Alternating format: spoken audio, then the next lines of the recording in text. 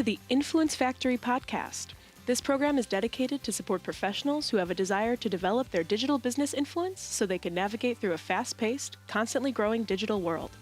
We invite newcomers as well as our family of business influencers to a place to play, share ideas, questions, tips, and guidance with other thought leaders around the globe.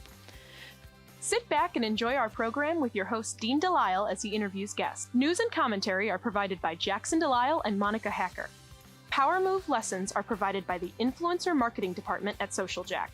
And production, editing, and distribution is provided by the Social Jack production team.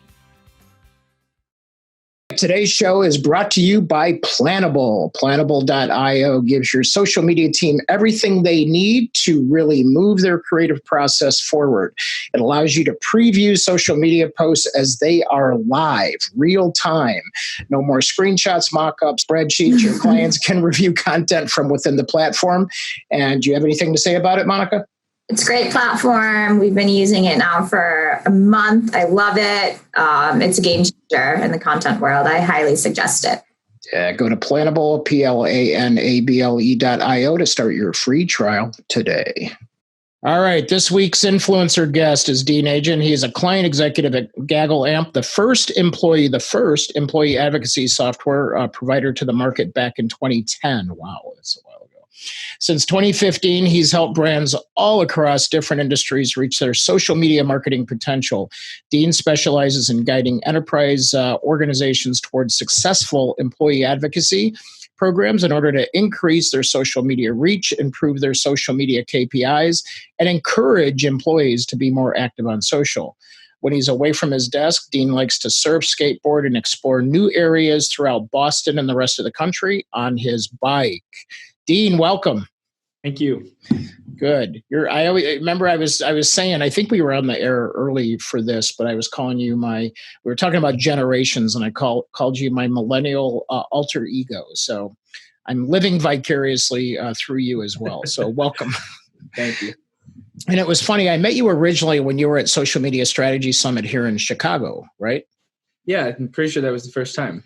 Right. So, and then got to meet Glenn. And then next thing I know, you guys graced me with helping to close out your conference, which was a cool conference, by the way. And actually, that's when we were doing the rooftop party. And you said, I have to go early because I'm going to the Red Sox game. And I was like, I'm a baseball freak. So I was like, Red Sox game, I passed the stadium. And I go, how far is it? He goes, oh, it's a quick ride. And so I got right on my phone. And I go, I think I said, you got any extra tickets? You go, no, I'm going with somebody or whatever.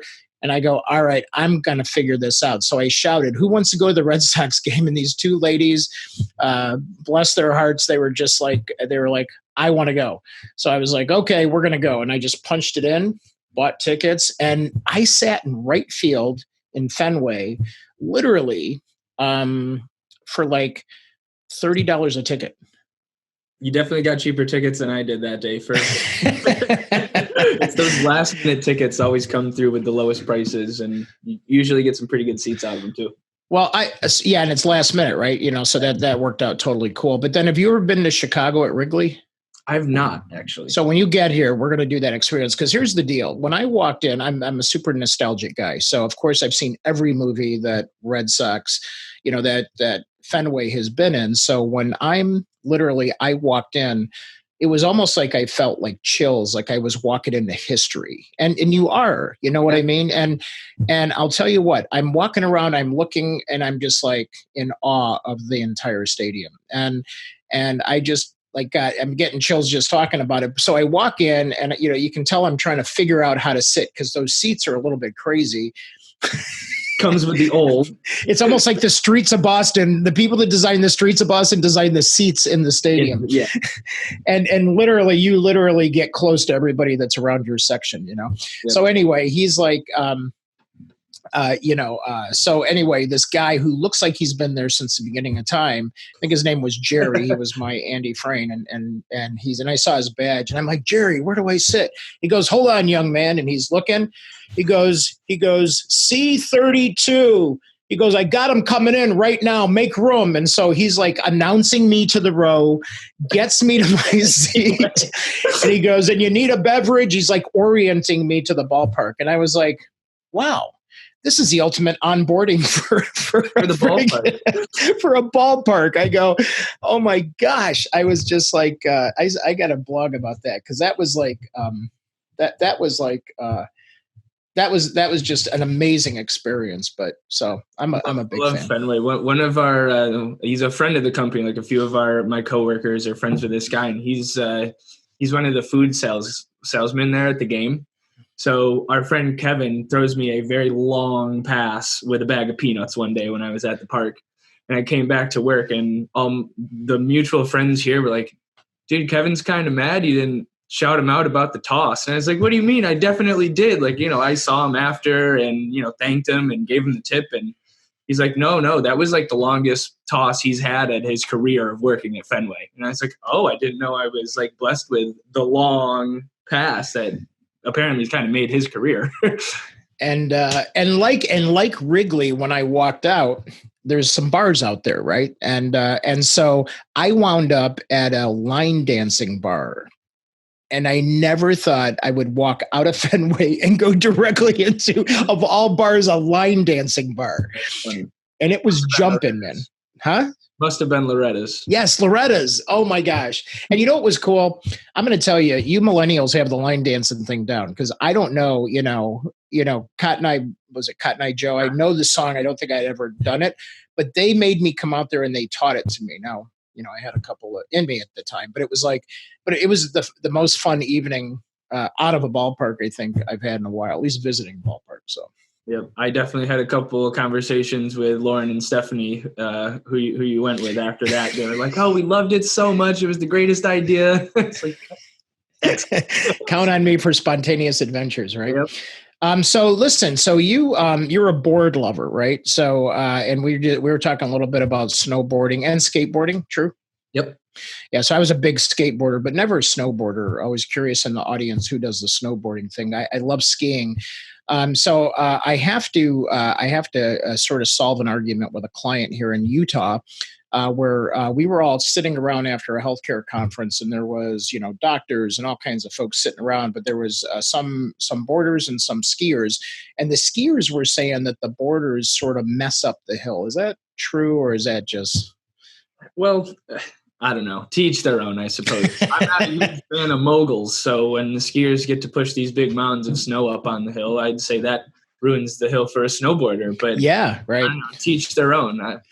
So just real quick, so I'm educated. So is there ideal surfaces then for boarding? Is it fresh, unpacked snow that you want powder, or what's the deal? Yeah, well, over here on the East Coast, it is anything but ice. But that's pretty much what we get. Well, in the Midwest too, they make a lot of snow here. So yeah. So I mean, I do like a good powder day. It doesn't hurt when you fall. I'll usually try to throw some bigger tricks when there's fresh snow on the ground. But I mean, I'll take what I can get. I was saying earlier, I went last Sunday, and the whole mountain isn't open. There's a lot of grass, but they do have enough to like get you all the way down the mountain. So as an avid boarder, I definitely had to get out there pretty early and make use of the availability, because it is still pretty early to be out there riding. But yeah, that's cool. So so Boston, one of my favorite cities, not just for Fenway, but I like Fennel Hall and the North End and anything I can think of about the pub crawls are awesome. Mm-hmm. So anyway, but you were a pedicab driver, so you pedaled people around, right? Yeah. And I love those things. I take them any chance I get because I think you get to see more. And you guys were always like the best tour guides too. That's what I was just about to say. Is it's a fun way to get around, and a lot of the people that are driving really know the city like the back of their hand. So giving you some of the touristy hotspots on your way to a destination. Things that you can come back and check out. And my personal favorite is that a lot of people don't know that Sam Adams is buried in downtown Boston, or maybe they do. Yeah. So there's only one place in the world where you can have a cold Sam Adams across the street from a cold Sam Adams, and that's the Beantown Pub. That's awesome. There's your Boston fun fact of the day. And it was funny when I was, my first trip to Boston was because my best friend one, I don't know, the people in Chicago remember the Steve and Gary show, Steve Dahl here in Chicago, but they were given away, they were going to broadcast for a week in Boston from the Sam Adams Brewery. So that was my first trip because my buddy's wife couldn't make it. So then he's like, you want to go with me? I'm like, oh yeah. So anyway, here we are. And the show starts at 5 a.m. So here we are at 5 a.m. and we're having a little bit of Sam Adams and being on the air. So that was my first experience. So, but anyway, love the town for sure. So then have you been there your whole life? Most of my adult life anyway. I'm kind of young for what was my grade. I moved out here for college when I was 17, and haven't left. So it's been a little while now. But originally I'm from upstate New York, north of Utica, if anyone's familiar with it. Oh yeah. It's out there. It's not your Poughkeepsie, upstate New York. It is, like the Adirondack Park, upstate New York, pretty far up there. So then how did you get into the, so how did you get into like the tech space? So how did you go from a pedicab driver to the tech space? So went to school for global business and marketing. So I've always had an interest in marketing. And when I was finishing up college and when I was pedicabbing, it's, I can't do this forever. And this is not why I got a degree. So I actually started working first in digital ad sales for patch.com. So there's a lot of local patches around the nation. You might be familiar with them. So I was working with like the local businesses on getting them kind of up and running with like the advertisements for their local communities. I ended up running into Gaggle at an event here in Boston that HubSpot was putting on. So it was the sales speaker series. I ended up meeting the majority of the Gaggle team that night and just really, I thought advocacy was something that could be pretty easy to get behind. For any organization that's investing in social media, it could be a pretty quick correlation to say, well, why aren't the employees also doing that? And being able to help organizations like get better at social marketing and also help the individuals. There's a lot of people out there that want to be active on social, but they're held back for A, B, or C reasons. And after I had kind of connected the dots that this type of a solution is going to be able to help not only the businesses, but also those end users. For me, it was, something that I could have really gotten behind, and I didn't see it going anywhere either, as an industry, social media, probably here to stay. Right. Just for a while. What's interesting, when you and I met and then, I told you that I had been training in the advocacy space and we're all about employee influencers, that's what we call them. And employee advocates are really the people that are fans of the brand. And then also you have then the people that elevate to influencers, which really get showcased to the outside world. And one of my early passions and why I was attracted to you guys and the way that you manage this is because Gaggle Amp has groups of gaggles and we talk about teaming to make a stronger culture. And I think that in today's world, we've been shouting humanize the brand for going on 4 or 5 years now. I've been talking about it, writing about it, speaking about it. And when I saw how you guys help manage that, I'm like, I know that there's more of this needed because especially this is one thing I think is brilliant by the millennials. They helped us realize the importance of feeling a brand. First and foremost, the touching, the feeling, the wearables, you know what I mean? It was, the campaigns that came out, Coca-Cola, I don't know if you know this, Coca-Cola had a machine that you would, in order to get a free Coke out, you would have to walk up and hug the machine. I love Coke. I know, and I'm just like, well, that's crazy, but it's cool. And it became viral and they, I think, put it in a mall or an airport. But I'm like, what if you could hug a brand? What would it take? And it's not about the logo. It's not about the tagline. Those are all things that help sort of, I think, anchor everybody.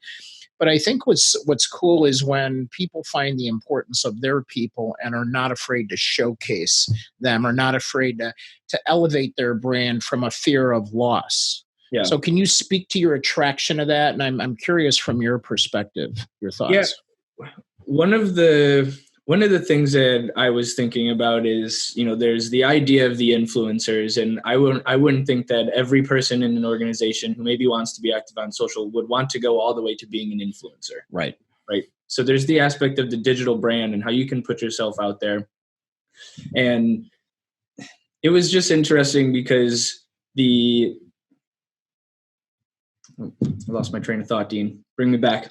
It's okay. Well, we're thinking about the advocates that are inside, and you said not all of them would be influencers, right? Which is true, because we're not going to send everybody 100% out to speak at a conference, or maybe we're not going to have them writing their own column or blogs or articles. But then, we have now, but we could have people that really love the brand that really can share things on social media. Right. And yeah. So what I was thinking is those people that do want to be stood up as the actual influencers, they need some backing, right? Yeah. It's the age of engagement. So for the people that just want to be active, but not necessarily all the way up to the influencers, that's really the fuel for the fire, because your influencers, yes, they can post a blog post, they can share something on LinkedIn with their thoughts. But if it's all those other people in the organization that can help to drive the engagement and push that content up, like that's just as important as that individual who's trying to be stood up as the actual influencer. Yeah, absolutely. And I think a lot of more people want to be advocates and influencers within an organization. And I think two things stand in the way. One is it could be the mindset of the organization. So I said, a lot of times companies are operating out of fear that if they, help everybody look good in their LinkedIn profiles, and this is one thing that drives us crazy, is when you have people working for you and they don't even show that they're working for you online. Like they show one side hustle here and the one side hustle here, and then maybe on LinkedIn they've got it half right. So now you have this half-baked, non-humanized brand because everybody's all over the place and it feels disconnected in a digital world. Right. So I think the organizations hold on to the fact that they're like, oh my gosh, if we make them look too good, someone's going to steal them. Well, that's a cultural problem. That's a problem for the organization to look at and to overcome that fear. So we love having those conversations, but we're not here to train you to change your mind or change your mindset. We will definitely send you to classes and webinars, or you can pay us to learn things, but we want the people that are hungry to activate their people. And, and maybe you can speak to the success that you see within an organization as you come in. And I'm curious, like when you walk in, and you see that first company, you're like, oh, this is going to be a long sales cycle. Or you see the second company and you're like, all right, they want to be, they know they have fans of the company. Let's get that digitized. Yeah. And so I've definitely had a lot of conversations where people are coming to us, and a part of it is, they have these people internally, but they need a little bit extra spoon feeding as well. Right. Yeah. So even though that they might be the ones doing the research and coming up with the new products that the organization's putting out there, but they're not necessarily the social butterflies, right? So yeah, you might be the individual who just came up with this really solid idea, this really solid new product, but you don't necessarily have the chops to actually get it out there. So right. For me, I've had a lot of conversations where, we have these internal influencers, if you will, even though they don't have a check mark or they don't have, 10,000 connections on LinkedIn. We still want to stand them up and get them out there, whether it's in front of their audience or using the right hashtags to get them out in front of other people. Once they get their voice out there and their knowledge, it speaks for itself. That's the beauty of it, right? Is that you are knowledgeable on this topic. So that's in what I was saying earlier, is it helps the marketing team, but it also helps the individuals too, because we can give them some sort of spoon feeding to kind of activate the network initially. So yeah, share the blog post that the company's putting out. Keep sharing. You're going to see how the content's written and how it should be kind of shaped up. What hashtags are they providing to you with this pre-written content that now you can start to use on your own? So when you have an idea, or, if you have a thought or an opinion on a specific topic, now you can actually go out there and say something on social that prompts a conversation, that enlightens someone else, that proves your thought leadership or your expertise. And this is right about the time when people hearing this at work at companies that think they might have a desire to do that, get that feeling in their stomach like, oh my gosh, I'm afraid. because, and so that's when we do the coaching and training. But one thing I love about what you do, and then I want to get into the tactics of this, is that you allow us to put our coaching notes in there so that when someone is served up a piece of content, they might be a little bit of afraid, a friendly voice comes in and gives them some guided instruction, like, this is something that will help you accelerate your thought leadership. We encourage you to share it with these 3 hashtags and click here if you don't remember how to do that. So it's almost foolproof, right? Yeah, there's a lot of education that goes into this. And I've had so many conversations with people that, well, our social policy and our social guidelines aren't really set up for us to roll out an advocacy program. And that sounds like bullshit. Well, it can be, but also, think about how a lot of these social policies were written 15 years ago. My God. Don't do this. Don't do that. Don't open Facebook on your work computer. And most of them were copied from someone else, just so we're all clear. Yeah. And one of the things actually that I had learned at the conference last year was there's a lot of don'ts and no's in those social policies as opposed to do's, and this is how you should. Right. And how much more receptive to that policy would you be as an end user, where it's, okay, there's all these don'ts, so now I have the fear of making a mistake, whereas the fear should probably lie in, well, I don't exactly know what I'm doing. So now the social guidelines, these social policies should really be helping the end users know what to do. Right. Now they're going to be more apt to getting out there on their own anyway. Because it's so much of I don't want to make a mistake. I don't want to get my wrist slapped for saying something on social that the guideline clearly says I shouldn't. But There were so many don'ts in there that I just never finished reading it, and I just won't do anything at all. Yeah. So I say that, and I started at Merrill Lynch and wound up working in accounting around banks and things like that. So very compliant driven world.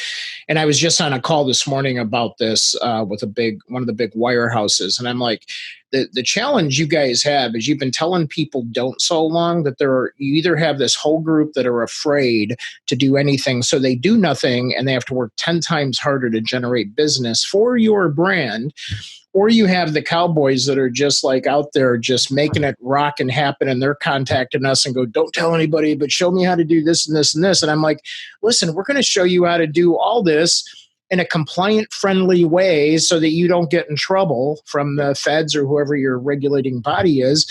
And you can generate business. We call it how to be compliant and competitive. And I think you're right. I think people need to strip out the don'ts. You still think about it. Whenever we're hired, whenever we're hired, we sign a code of conduct. That's really what the policy is. It's saying this is how we behave when we go to the beer networking event or we go to a conference. We're not going to do keg stands and beer bongs. We're gonna literally have business conversations and represent ourselves well and the company well. So in doing that, what are some of the things you see when you're going into organizations that really seem like, some of the most common things that get in the way from people doing this? Definitely depends on the organization, right? Because to your point, some organizations are more highly regulated than others, right. And there are real there's issues if someone does something that they should not do. So once you start to get around those, it's a mindset thing for a lot of marketers. I think, there's the idea of, I don't want to take off too big of a bite, have more than I can chew. Then there's the other idea of, I don't think I have enough content. And I don't think content's really the issue, because again, we can drive engagement with our advocacy programs, and that tends to actually go a bit further than, the person on Twitter with 10 followers sharing a link to a new blog post. Yeah, right. So that's, for us, that's what we've been focusing on a lot here is, where advocacy started was just that. Let's have everyone share the link to the new blog or tweet that we're going to an event. But when you think a bit more strategically about it from a marketing perspective, and you can really align your brand ambassadors, your employee advocates, call them what you want. But when they can actually help you with your broader campaigns in achieving the outcomes you're really looking for, that should trump all of the other reasons why you're not doing it. It's the low hanging fruit, really. It's just a function of, well, how do you stand up a program and how do you recruit? How do we train? Those are the things that get in the way. And I mean, frankly, that's why we're here, right? Those are the things that we help with as a provider of not only the solution, but we have a customer success team. We help with the training, the onboarding, the recruiting. And for a lot of marketers, I think those are actually the things that kind of get in the way. Right. And one of the craziest things is like I always say back in the day when it was a while ago, usually more than 5 to 7 years, we'll say. But in the beginning of social media, that was one of the things we were doing is we're like, all right, let's get everybody to do that. And in order to make it happen, sometimes we had to get everybody in a single room. Imagine this advocacy, and get them to now teach them and coach them how to type a post in their own words, and then everybody share it out. But the challenge was everyone's doing it at the same time, so it looks a little spammy because it's like, oh my God, it's like we had the first watch party. Watch this blog post go out from 10 people. But what's cool is your platform actually helps space things out and deter some of that, so we're not all jumping on at the same time. And I think the goal is there's this balance between being genuine and authentic, which was my original resistance back in 2010 as you guys were coming out with the platform, because you do a great job of scoring and leaderboards and all that thing, and then it gamifies it a little bit. But then I was like, I think we lose some level of authenticity. Yeah. And so I was the reactive guy going, no, I'm not going to conform. I'm a systems guy. So it's like me saying, I'm going to rebel against the system was just like, being just my street guy head. But I was like, no, we need to coach and train people to be authentic. And yet we wound up in a room with 10 people posting at once. So it didn't work. So authenticity is definitely, it's a hot topic. I definitely talk about that often. And I've heard more in the past, to your point, where like, oh, everyone's going to be saying the same thing at the same time. Not exactly. I mean, you have different people that work at different paces. Like when you get a notification, do you jump to it right then and there? Or you're going to circle back around to it when you have a moment? Or are you not going to pay any attention to those notifications and you just know that, oh, I haven't shared anything in a while, so let me go and check in and see what's available for me. Like that helps to create a good spread window of when the content's actually getting shared, because again, you might have a couple of people that jump on those notifications immediately, but others end up kind of dripping out organically, really. Yeah. Yeah. So with doing that, what do you see in behavior? And, since you and I represent a good span of generations that we were talking about prior to this call, and then I think we all discovered Jackson was Gen Z, you're millennial. I think Monica's somewhere in between if she's listening. And then, of course, I represent the upper end of the spectrum. Gen Y, why are we still talking? No, I'm just kidding. So now all of a sudden we have, we have this, and somebody asked me this before. They go, well, what do you see? Do you see millennials being better at this stuff, or do you see baby boomers being better at this stuff? So I'm going to ask you that question. I want to hear how you answer that. That's a really good question.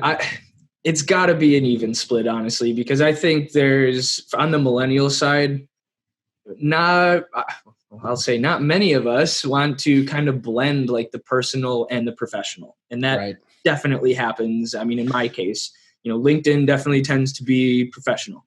Facebook, certainly more personal. Twitter depends on the individual. Like I have a Twitter account that is way more professionally focused. I put in some personal things every now and then.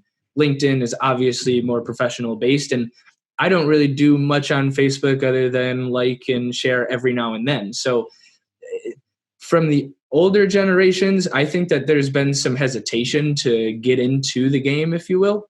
But at the same time, they've seen kind of a change over the years. So, we were joking about the cell phone earlier.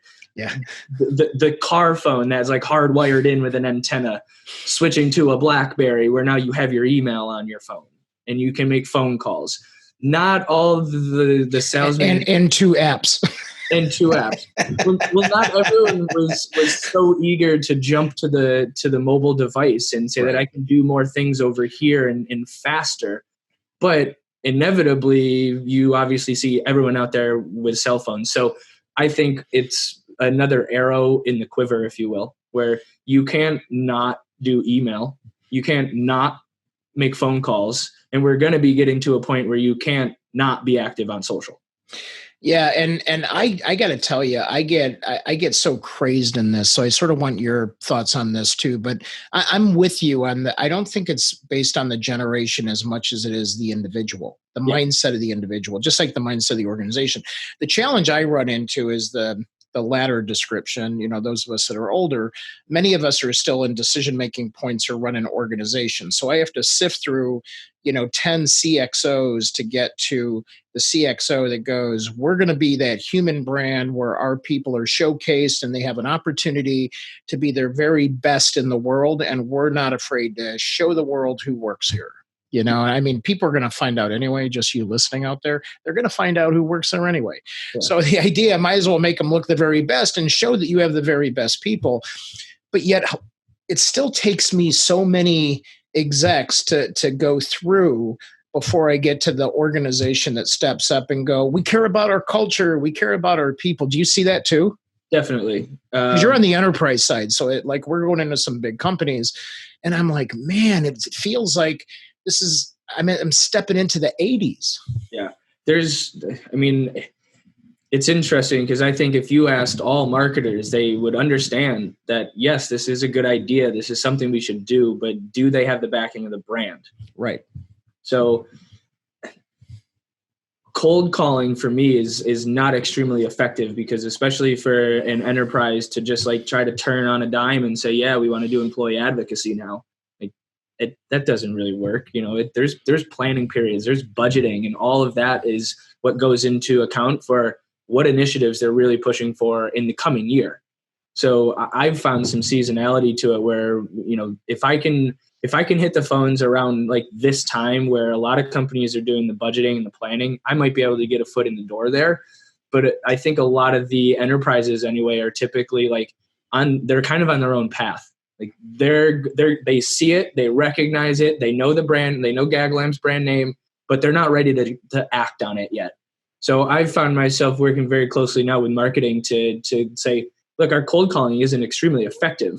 So we need to put more emphasis on the lead capturing and the nurturing of those leads, because again, these enterprises can't turn on a dime and say, yeah, I want to invest X number of dollars today if it wasn't planned for 4 quarters ago, 5 quarters ago. So it depends on the organization. You might get lucky. We have a little extra money left over this year. We didn't spend all of it on paid advertising. So, yeah.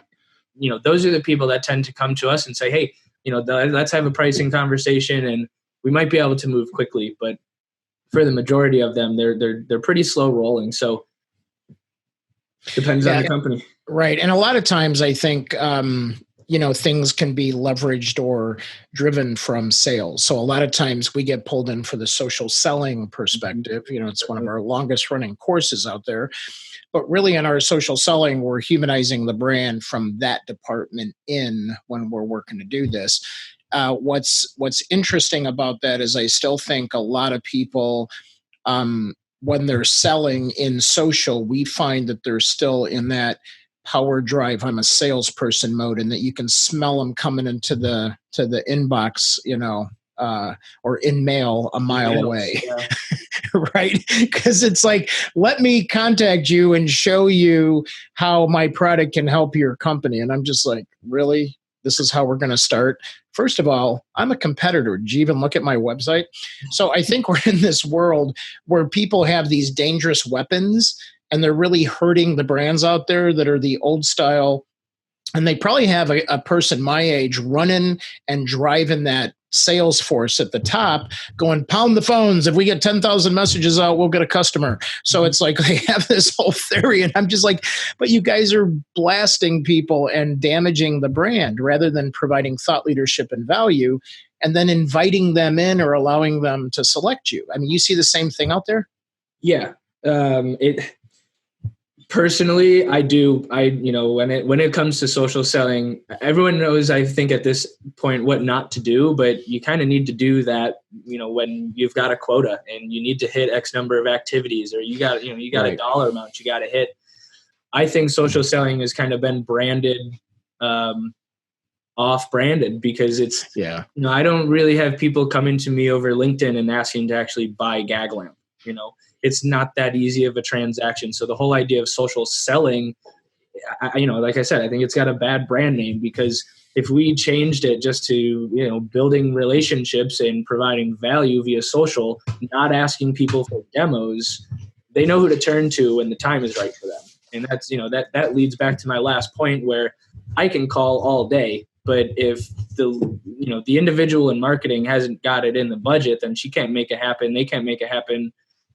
To what end? So I'm better off now providing continuous value over a longer period of time. So when they have that conversation internally, they say, oh yeah, Dean at Gaggle has been dripping me, blog posts and updates about the industry and new reports, and they're probably someone that we should look to talk to about this. Right. Because you're a thought leader. So I just, for curiosity, I pulled up the definition for social selling. So here it is, people. Social selling is the process of developing relationships as part of the sales process. Developing relationships as part. Examples of social selling techniques include sharing relevant content, interacting directly with potential buyers and customers, personal branding, storytelling, and social listening. Listening, remember? You listen to people. Pay attention, make them feel heard, for God's sakes. I love using this example when I'm demoing our product. So one of the actions that we have is that you can pull like a question from Quora and put it in front of your salespeople to go and answer the question. So, as your average sales guy, I'm not running as a listening or a monitoring tool to find the at mentions or the hashtags that but my marketing team is. So if they can find content, and especially on Quora, where you've got an average Joe asking a question to the world, your ambassadors, your advocates could be the one to go and answer that question. So it's inevitably going to drive them back to the brand, because you'd see who they're working for. But furthermore, it really helps them to establish that thought leadership and expertise. Right. And it's genuinely answering someone's question. So you can do that on LinkedIn too, but I think that Quora is, kind of an up and comer. People aren't asking questions like they are on LinkedIn, like they are on Quora. Right. Yeah. And yeah, that's actually an excellent point. So we'll make sure we put that in the show notes for sure. The one thing I'm thinking about is another part I liked about your system is that if I think there is something relevant and shareable on Forbes, or it doesn't matter, and that's what I mean. There's a lot of good content out there. Almost too much. Yeah, right. Exactly. But I mean, we could, as consumers of content and being part of the brand and advocates, every single day have a cool place to collect what's relevant for me to be a thought leader on behalf of the organization, but then also share it with people that are part of my Gaggle or my team, right? Yeah. So that's definitely something that I am always suggesting when it does have a more social selling focus. I can see something on LinkedIn where someone has asked a question, or they've posted a blog about A, B, or C. If that is an opportunity for me or my customer success managers, or even Glenn, the CEO, to go and drop some thought leadership, I take the link to that post, I send it off to the Gaggle manager here, and I say, hey, here's a new piece of content that Glenn might be able to comment on, or the customer success team would be able to comment on, because someone out there is asking what onboarding is like for an advocacy program. And again, we're not the ones that are doing the listening and the monitoring, but if I stumble upon something and I want to put it out there in front of other people, we can get those set up as various actions, or to your point, like the Forbes articles. Right. Talk about thought leadership when you're the one to, put that new article out there in front of your connections, because is everyone following Forbes? Probably not. So you see that, you can drop it in there, get it in front of your teammates, start an internal conversation perhaps. And then, you might be able to pull together a couple of quotes from that conversation and then share that externally. So here, we want to talk about building up our thought leaders, have that internal conversation, grab the quote, post that onto the company's LinkedIn page where our very own, and mention them, quote it, post the link to the Forbes article. Right. Sounds too easy, doesn't it? It rolled right off the tongue. Well, I'm just saying, like, isn't it funny though? Like when I give a lot of talks at universities and things like that, and it's like there's entrepreneurs in there, and it's the same old thing. I'm like, how many people are in sales? And then, half the people raise their hand, and I'm like, well, really, we're all in sales, just so we're clear. And on behalf of the brand, I don't care what department you're in, you're building relationships on behalf of the brand. Mm-hmm. So as we're doing this, tell me a little bit about how, your experience, both with the product and maybe around the product, that you're helping people build those relationships. Because I think we need more effective, efficient tools to make us better at building relationships. Number one. Number two, make it a little bit easier. Yeah. So a lot of the social selling that I'm doing, and it's funny because I did post something about this earlier about automation, just in general, and kind of where we're at in that regard. But how can anyone do their job without some form of automation? Right. So I think I have a lot of content that gets scheduled to be shared. But personally, I'm making sure that I'm looking at my prospects pages and what type of stuff can I interact with. So being able to interact with the things that they're sharing is kind of the first step. And then thinking, I'm trying to get back to how I'm actually helping the individuals. So I think it's more of the training wheels aspects, right? Yeah. So when it's automated, when it's provided, when it's spoon fed to you, those are what you should be learning from. Again, how is this post written to be shared on LinkedIn versus how might the company want to say it to be said on Twitter? Once the end users start to understand like those little differences, then they can essentially do it on their own. Yeah. We have one activity that allows the managers to give a bit of a foundation for a message. So yeah, that's super cool. That's super cool. If it's about an event, you can provide the image, the hashtag, and the link that you want them to share. But what you're actually putting in front of them is a question. So very basic. Why are you excited about the event? They answer that question. Everything else gets appended for them, the hashtag, the link, and the image. So that, I think, is not necessarily an activity for everyone, because if you think about the social rock stars that are active today and that engage with the organization, those are the types of people that would take to that type of activity.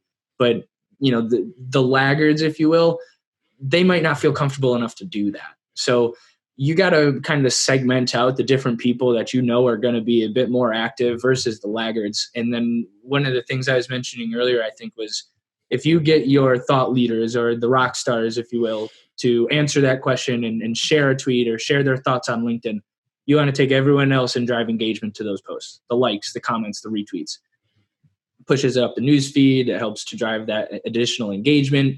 And furthermore, once your content takes off like that, that's part of where your influencer status comes from. Right. Yeah. So give us just a couple of snippets. Time always goes so fast when we're talking about this stuff. Give us a couple of snippets of what you see inside some of the more successful implementations of employee advocacy, just so we can set a vision for the folks out here that say, I could see us doing that in 2020, and so we want to get a little bit of showcase of maybe one or two examples where you're like, these people really nailed it, and this is what we can learn from them. Yeah. I would go back to the cycle I did with a company called TransUnion. You may have heard of them. Very highly regulated. So for them, we had a ton of hurdles that we had needed to get over initially, compliance and legal and all of that. But they've done a really good job, I think, with some segmenting of the program as well. So you can look at segmenting a lot of different ways from, are you in sales and you're getting salesy content? Are you in North America versus EMEA?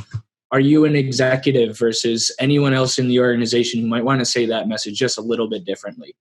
So really kind of tearing things apart from, well, it's the advocacy program, we have everyone share our blog posts, to, okay, well, we can have everyone share the blog post, but how might we want these individuals to do it a little bit differently than these individuals?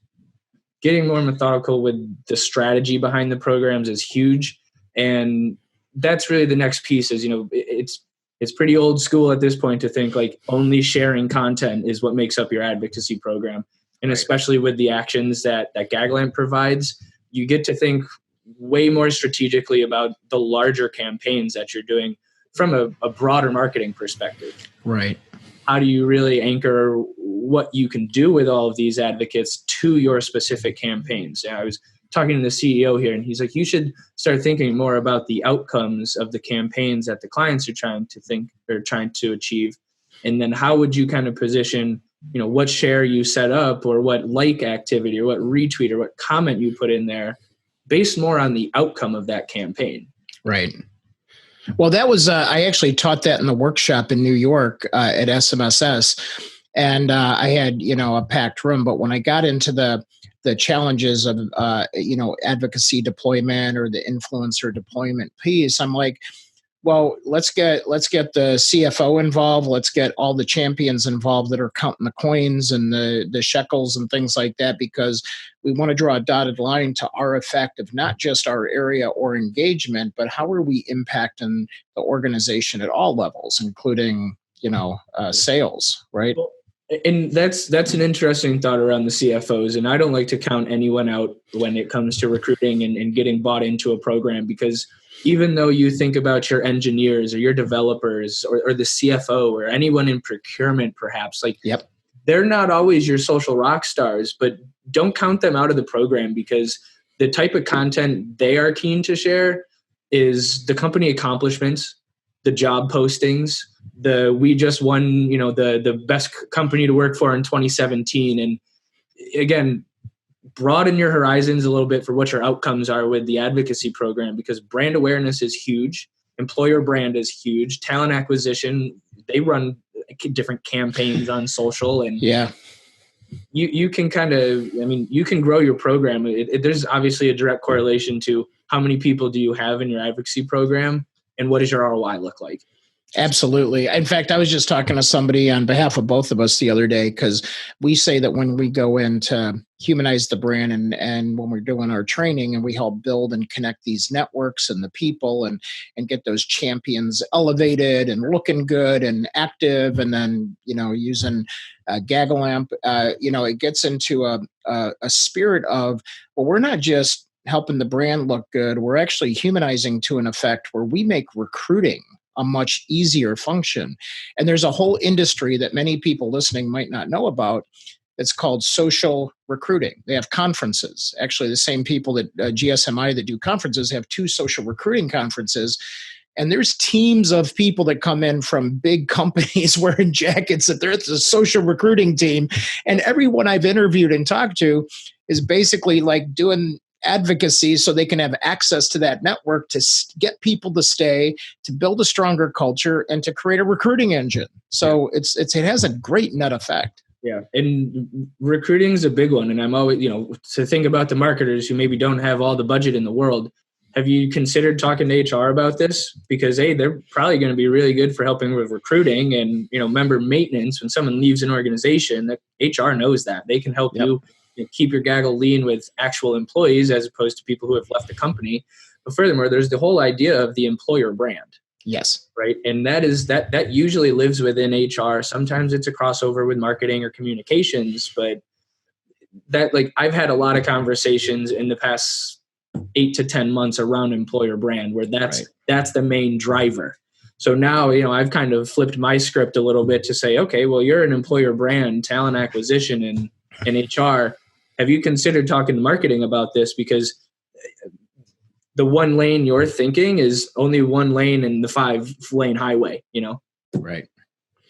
Yeah, cool stuff, man. And I just want to give a shout out. I saw Jennifer Janowski on here. She went through our social selling program and actually became a speaker at SMSS. I want to say either in Chicago or maybe Anaheim. But the idea was, that she was such a champion of the brand and a rally person of the brand that helped put them on the map. I mean, when she activated her people just in a small way, but we helped them get access to the content. This was even without true automation.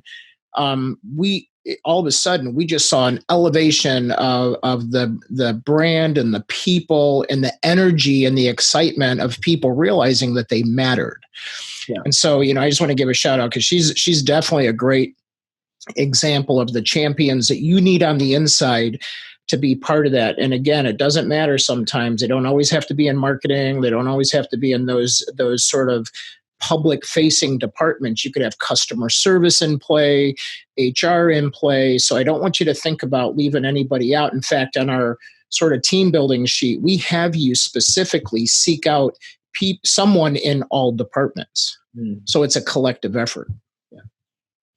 Yeah. So with that being said, Dean, what's the best way for people to connect with you on social? What are you going to be most responsive on, or where should we connect with you? Yeah. So LinkedIn's going to be the big one. I would follow that up with either Instagram or Facebook. So Dean Agen on LinkedIn, Dean Agen also on Twitter. And then for the more personal handles, Deanzy, DeanZyy. Now, let me ask you this. So you said that LinkedIn, you're primarily business. Do you get that personal side of you in there too? I do. And okay, good. Because we coach on that, and I was like, I haven't seen any snowboarding shots or anything like that. And maybe I'm just, now that I know that about you, I'm like, I would think that'd be pretty cool. Yeah. So my Facebook profile picture is me snowboarding. Right. I've been doing more like personal on LinkedIn, but like my thoughts and feelings about what I do. So I literally just started this little series. I call it Dean's 3 Cents.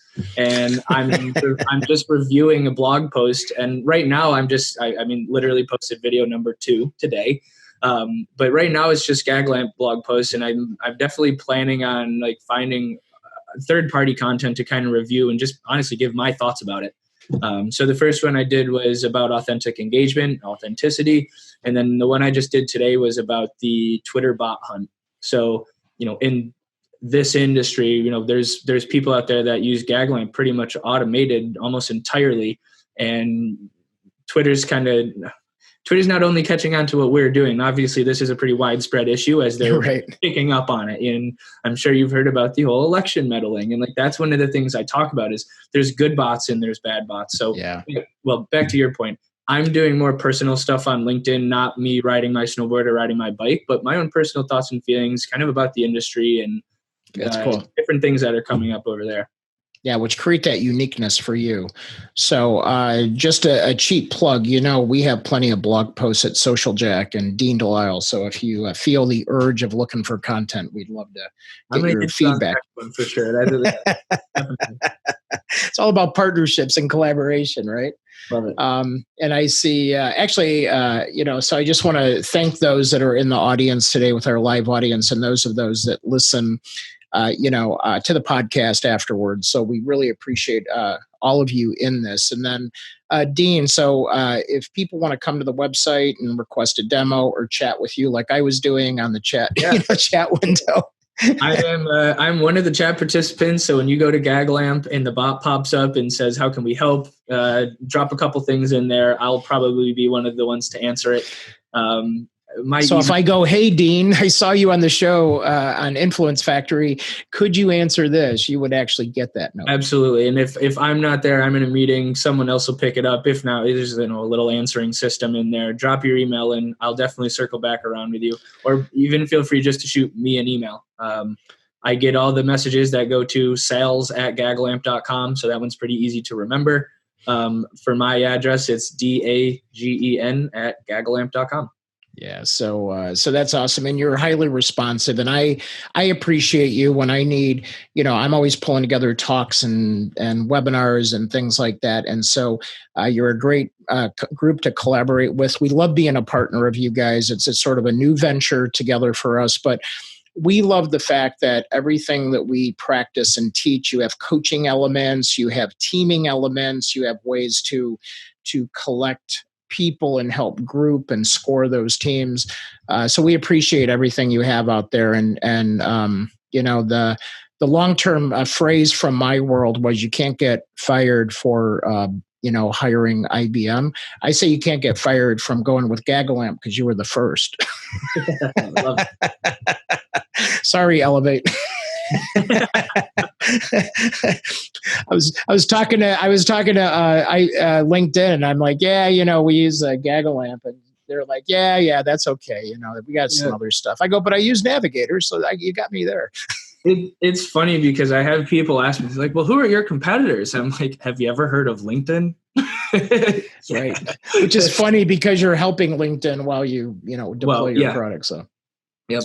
Well, listen, man, thank you for always for being there, and shout out to Glenn. He's always great. And Michelle, she's great. The whole team over there is great. So thank you again. And then we look forward to great things in 2020 together. And again, if you guys have questions for either one of us on advocacy or building influence within the organization or humanizing the brand, Dean would be happy to help you out. So, so Dean, from all of us here at Social Jack headquarters, to all of you out there in Boston, Mass, thank you so much for being a great partner, and thank you for helping us learn more on today's program. Yeah, thank you very much for having me. All right, man. We'll see you soon. Take care. Cheers.